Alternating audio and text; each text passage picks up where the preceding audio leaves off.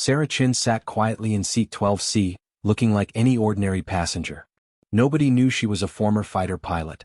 When a hostile jet threatened their plane, demanding a Russian scientist aboard, Sarah revealed her identity. Using her military skills, she helped the pilots evade attacks until Air Force jets arrived and saved everyone. Before watching full story, comment below from where are you watching. Also like and subscribe for more stories. Sarah Chin sat quietly in seat 12C, looking like any other passenger on Flight 447. The Boeing 777 cruised smoothly at 31,000 feet through clear blue skies. She wore simple clothes, dark jeans and a plain sweater. Her black hair was tied back in a neat ponytail. To everyone around her, she was just another business traveler heading to Denver. The man in seat 12A talked loudly about his sales meeting. "Yeah, boring conference stuff," he said into his phone. "I'll close that deal when I get back Thursday." The elderly woman in 12B knitted quietly, occasionally asking Sarah polite questions about her trip. "Just business," Sarah replied with a smile, keeping her answers short and simple. Sarah held a paperback book but wasn't really reading it. Her trained eyes moved constantly, counting passengers, checking exit doors, watching the flight attendants. These were old habits from a life she kept hidden. Nobody on this plane knew that Sarah Chin had once been Major Sarah Chin, one of the Air Force's best fighter pilots. Nobody knew she had flown F-22 Raptors in classified missions. Nobody knew she later worked for military intelligence, analyzing enemy aircraft and combat tactics. For the past 3 years, Sarah had worked as a civilian consultant, her military background buried in classified files. Today she was traveling to Denver for what seemed like a boring defense contractor meeting. Just another day in her quiet new life. The flight attendant, Jenny, walked down the aisle with her drink cart. "What can I get you?" she asked cheerfully. "Just water, please," Sarah replied. "Traveling for work?" Jenny made small talk. "Yes, consulting," Sarah answered, giving no details. Jenny smiled and moved on to the next passenger. In the cockpit, Captain Mike Torres and his co-pilot David Kim checked their instruments. Torres had been flying commercial jets for 20 years. Kim was younger but experienced. "Beautiful day for flying," Torres said, looking at the clear skies ahead. "We'll arrive in Denver 20 minutes early." Everything was routine and peaceful. Sarah tried to focus on her book but couldn't shake a strange feeling. Something felt wrong, though she couldn't say what. Her military training had taught her to trust these instincts. She looked around the cabin again, families chatting, business travelers working on laptops, a teenager playing video games while his mother told him to turn it down. Everything looked normal. Then Sarah felt it, a slight vibration in the plane's structure.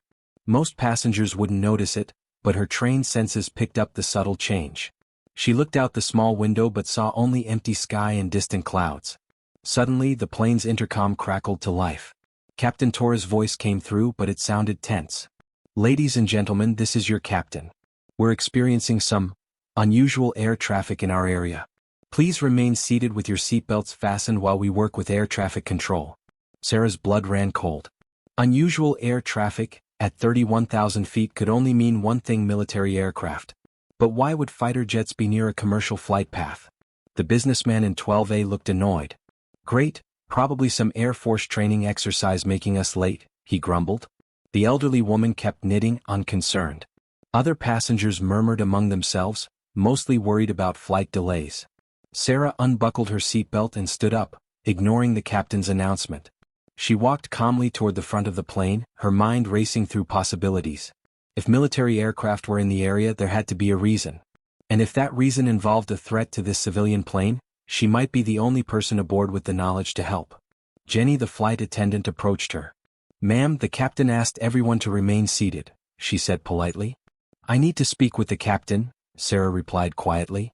"It's about the air traffic situation." Jenny looked confused. "Are you in aviation?" Sarah paused. "Something like that. It's important." Before Jenny could respond, the plane suddenly banked hard to the left. Passengers cried out in alarm as drinks spilled and carry-on bags shifted in the overhead compartments. Sarah grabbed a seat back to steady herself, her pilot instincts immediately analyzing the maneuver. That wasn't a normal course correction, that was an evasive turn. The intercom crackled again. This time Captain Torres sounded genuinely worried.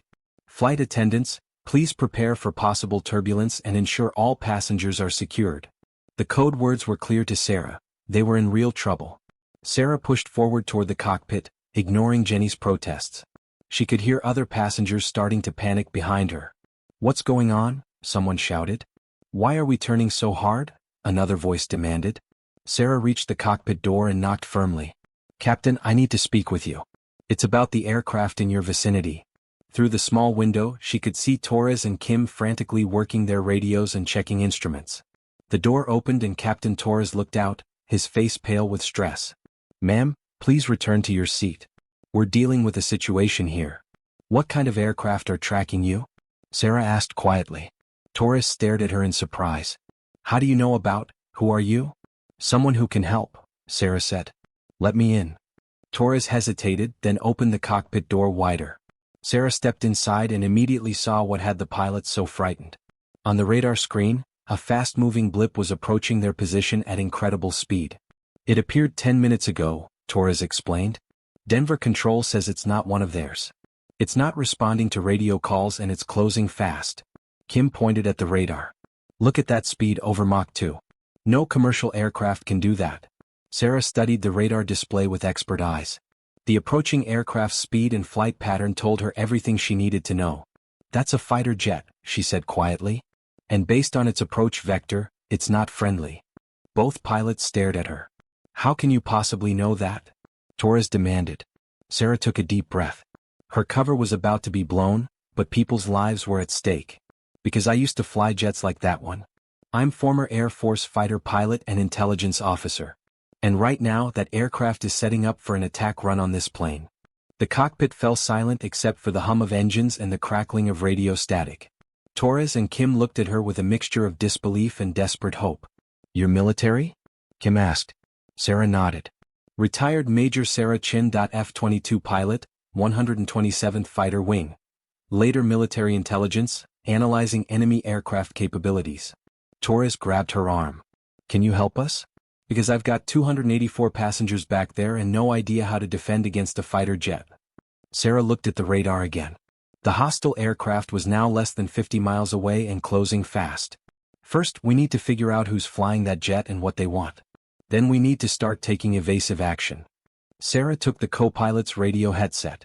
"Unknown aircraft approaching United 447, this is a passenger aboard the commercial flight. Identify yourself and state your intentions." Static filled the radio for several seconds. Then a voice came through, cold, professional, with a slight accent Sarah couldn't immediately place. "Commercial aircraft, alter course to heading 180 degrees and descend to 20,000 feet immediately. You have 2 minutes to comply." The transmission ended abruptly. Sarah felt ice in her veins. This was no training exercise or case of mistaken identity. Someone was hijacking their plane from the air. "Do we comply?" Torres asked, his hand hovering over the controls. "No," Sarah said firmly. "If we follow their instructions, we'll be flying toward empty airspace where no one can help us. They're trying to isolate us." She studied the radar again. "That aircraft is definitely military grade, probably an F-16 or similar. Single engine, highly maneuverable, armed with air-to-air missiles." Kim looked terrified. "Missiles? They're going to shoot us down?" Sarah shook her head. "Not yet. If they wanted us destroyed, we'd already be gone. They want something else, probably to force us to land somewhere specific." She paused, thinking quickly. "The question is who they are and what they want." The radio crackled again. "Commercial aircraft, you have 90 seconds to comply with course change. This is your final warning." Sarah grabbed the microphone. "Unknown aircraft, we are a civilian flight with 284 souls aboard. We will not alter course without proper authorization from air traffic control." Torres looked at her like she was insane. "Are you trying to get us all killed?" Sarah held up a hand. "Trust me. We need to buy time and force them to show their hand. Right now we don't know what we're dealing with." Suddenly the plane shook violently as something streaked past the cockpit windows, close enough that they could see the gray metal and military markings. It was an F-16 Fighting Falcon, Sarah realized, with no national insignia she could identify. The fighter jet had buzzed them at incredible speed, a classic intimidation tactic. Screams erupted from the passenger cabin as people saw the military aircraft flash past. Sarah could hear Jenny and the other flight attendants trying to calm everyone down, but panic was spreading quickly. "Ladies and gentlemen, please remain calm," came Jenny's voice over the intercom. "We're working to resolve this situation." The radio exploded with chatter from Denver Control. United 447, we show an unidentified military aircraft in your vicinity. Are you under threat? Torres grabbed the microphone. Denver Control, affirmative. Unknown fighter jet demanding course change. Request immediate assistance. United 447, we're scrambling Air Force interceptors from Peterson Air Force Base. Maintain current course and altitude. Help is en route. Sarah felt a surge of hope. If friendly fighters were coming, they might have a chance. But the hostile aircraft wasn't waiting. The F-16 appeared again, this time flying alongside them at a distance of maybe 200 yards. Through the cockpit window, Sarah could see the pilot clearly, helmet, oxygen mask focused on their plane. The fighter's weapons pylons were loaded with missiles. 60 seconds, came the cold voice over the radio. Comply or face consequences. Sarah studied the enemy aircraft's position and flight pattern. The pilot was skilled, maintaining perfect formation despite the massive difference in aircraft performance. This was no terrorist with basic flight training, this was a professional military pilot. Captain, I need you to listen carefully, Sarah said to Torres. In about 30 seconds that F-16 is going to fire a warning shot, probably across our nose. When he does, I want you to push this plane into a steep dive. Not enough to hurt passengers, but enough to break his firing solution. Torres stared at her. A dive? In a commercial airliner? At this altitude? Sarah nodded. Trust me. I've flown combat missions. That pilot expects us to fly straight and level like a good civilian aircraft. We need to be unpredictable. Kim pointed out the window. He's moving into position. Sarah could see the F-16 adjusting its angle, setting up for a warning shot. The pilot was following standard intercept procedures, but with deadly intent. 30 seconds expired, came the radio transmission. You have chosen unwisely. Suddenly Sarah saw the flash, a missile launching from the fighter jet's wing pylon.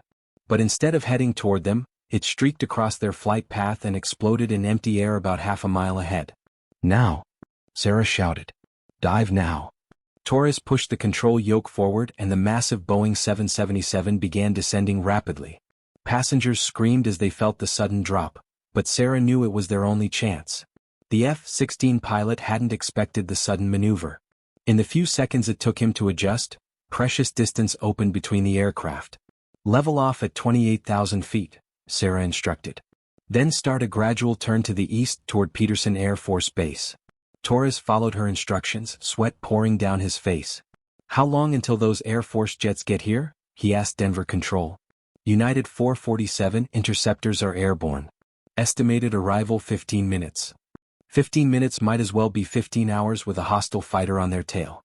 The F-16 reappeared, closer now and clearly angry at their evasive action.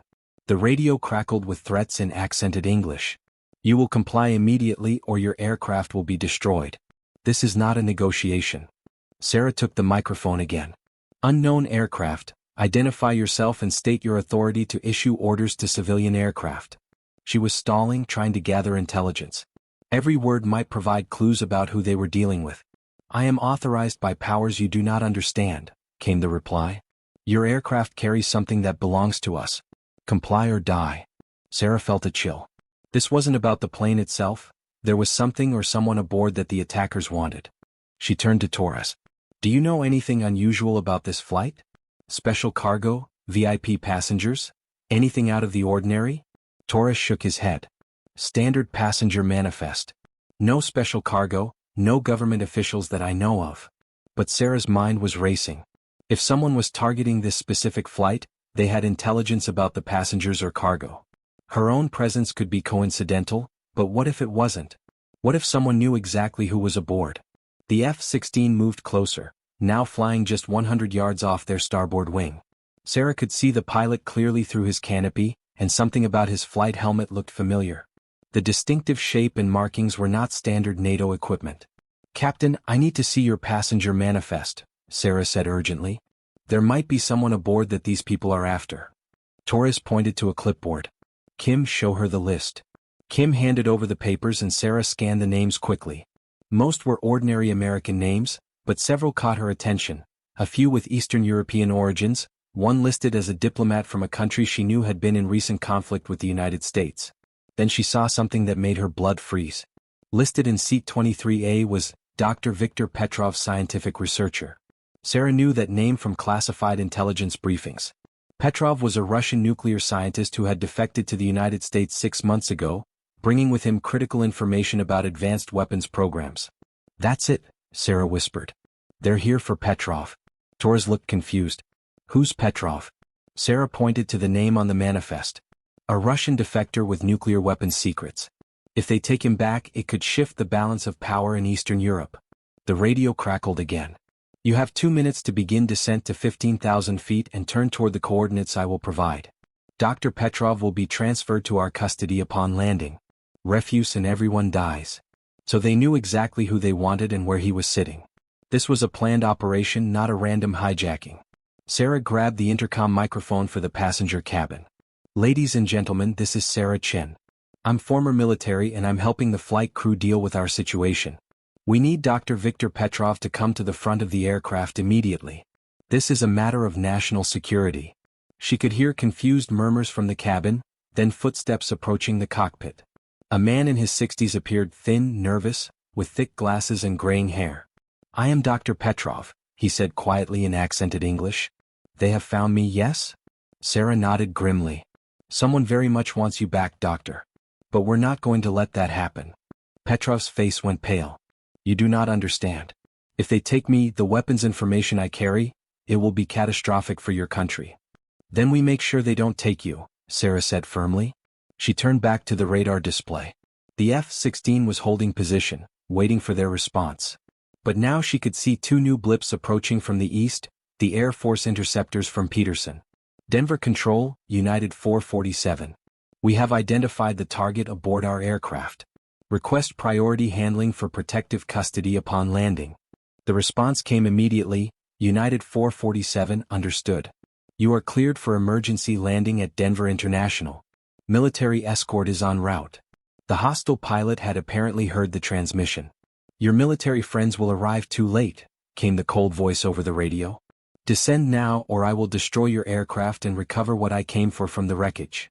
Sarah knew they had reached the critical moment. The enemy pilot was running out of time and patience. In a few minutes, friendly fighters would arrive and his advantage would be gone. He would either have to act now or abort the mission. "Captain, he's about to make his move," Sarah warned Torres.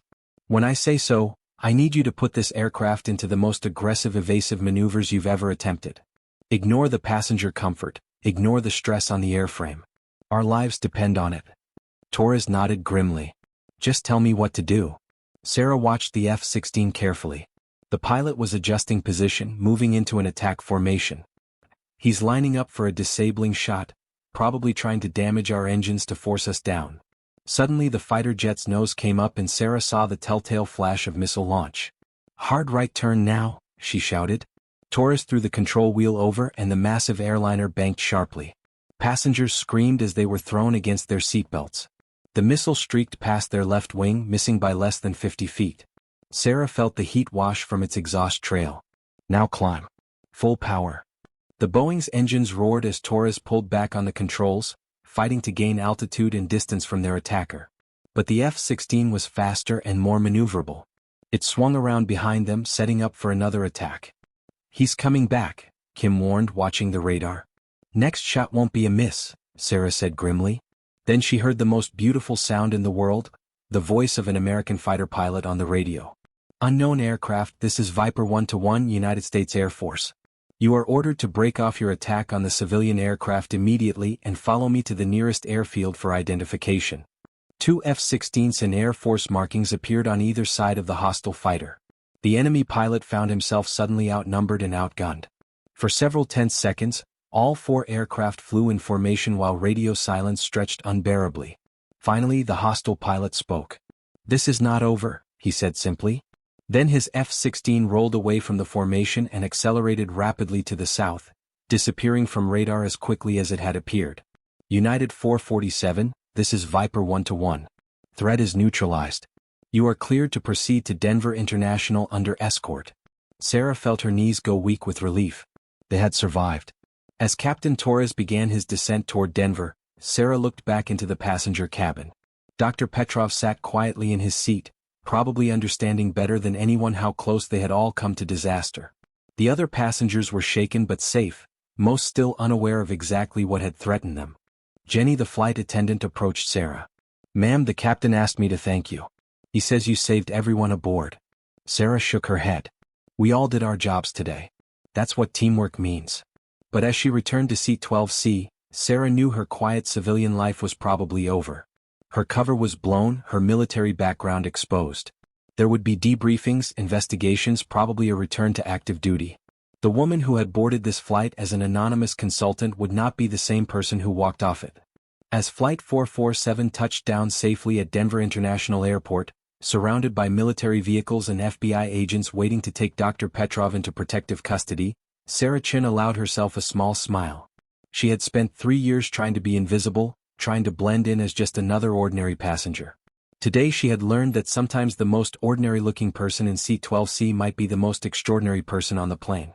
The fighter pilot in her had never really gone away, it had just been waiting for the moment when her country needed her most.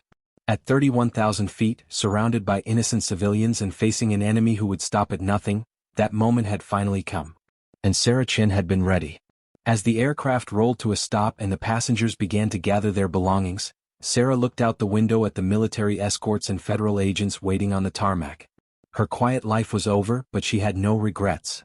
Sometimes a hero has to step out of the shadows, even if it means never being able to hide in them again. The woman in seat 12C had saved them all.